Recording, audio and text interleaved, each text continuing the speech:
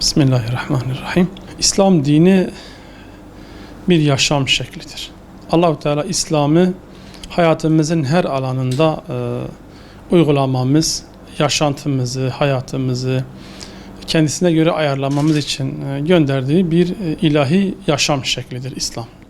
Malumunuzdur, nafaka boşanma gerçekleştiğinde erkeğin kadına tahsis ettiği ödeme şeklidir. Yaşamını idame edebilmesi için.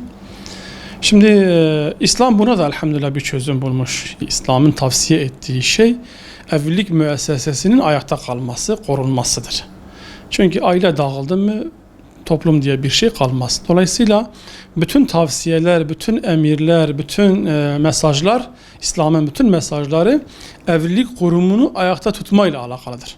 Ama bununla beraber bir yerde durum çıkmaza giriyorsa, sorunlar oluşuyorsa ve ayrılma meşru hale geliyorsa, mutlak bir neticeye varıyorsa, bunun da yine İslam bir çözümünü vermiş. Helal yoldan, talakla insanlar birbirlerinden boşanabiliyorlar. İşte bu boşanma esnasında kadın boşanmadan sonra 3 ay evlenemiyor.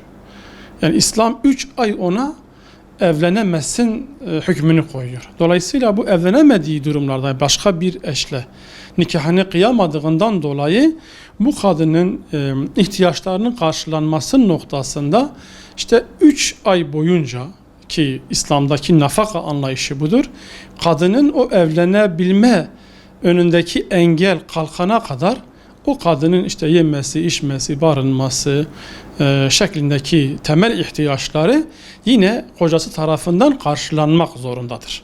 Yani kocasının böyle bir sorumluluğu vardır. İşte İslam'da nafaka bu iddet olayı ile irtibatlıdır. Bir insan boşandığı anda 3 ay evlenemeyeceği için bu evlenememe süresi içerisinde yine o kadının bütün ihtiyaçlarını karşılama eşine aittir. İslam'daki nafaka anlayışı bu. Zaten kadın boşandığı zaman kendisine evlenirken verilen mehir de kendisine zaten bahşediliyor. Kendi mehrini de alıyor. O mehirle birlikte bir de 3 ay boyunca yine kendi şahsi ihtiyaçlarını, temel ihtiyaçları eşi tarafından karşılanmak zorundadır.